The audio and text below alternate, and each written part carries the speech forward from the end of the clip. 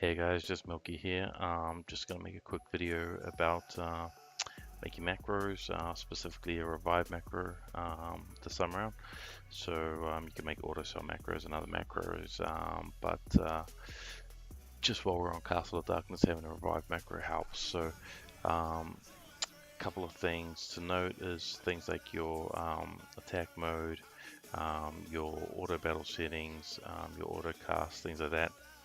That you don't build into your macro are not included, so you just need to make sure that if you don't want them as part of your macro, you want to be able to change them. So sometimes I don't want to farm with all of these skills on autocast, then you leave them out of your macro. So I'm going to go ahead and create the macro now. So on here we have a macro recorder button in Nox. This is a list of existing macros, and this is how we record. So I'm just going to go ahead and click the record macro. So essentially there's a revive button here that I need to click, and then a X here that I need to click, and to complete the circle I want to untick the auto battle, then I want to click the area that I want to farm. I want to click here, and that's going to take a while for me to get there. So I don't want to click the auto battle straight away, even though the mob here attacked me. That's not how long. Sorry, that's not me clicking a button, so the macro doesn't actually record that movement or any of this battle. It's actually just timing how long until I get back here. So if I click the auto battle now, and then in the macro up here, then that is the new macro. So if I call that DCD M2, because it's my second magic macro, I want it to loop and I want it to happen every 120 seconds. So essentially what I have to do now to test it is to die.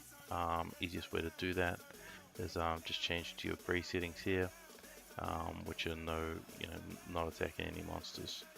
Oops, and I seem to be attacking players, so I don't actually want to do that.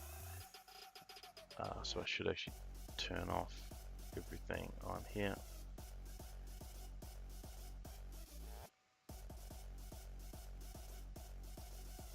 And then I should die pretty easily if I just change gear as well.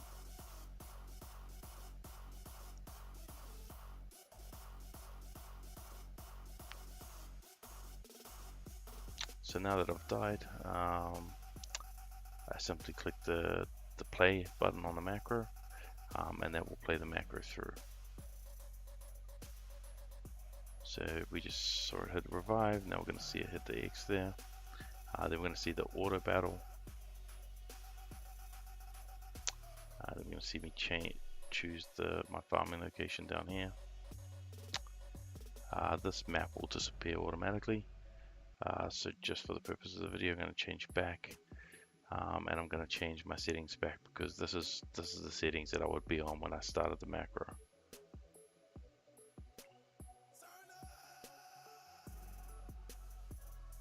So I've gone to where I want to farm.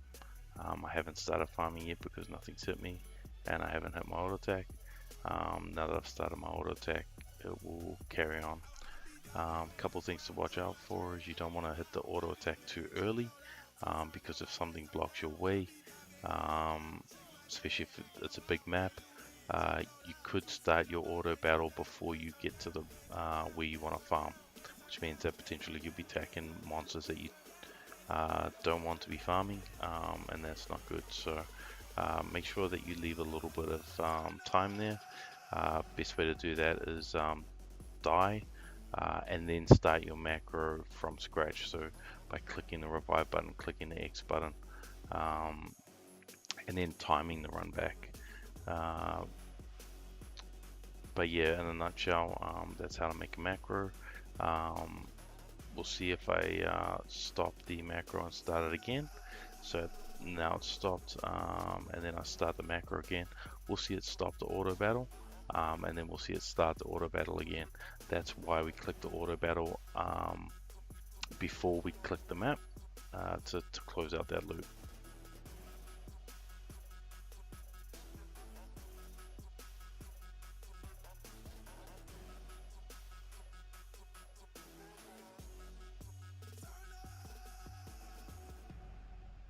So now the auto battles come off.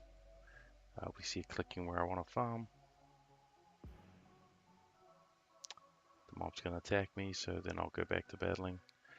That's why you always want to make sure to wait as well, is because most of the time you're going to have a mob attack you, which means that you're going to get back into farming before you actually put the auto battle on.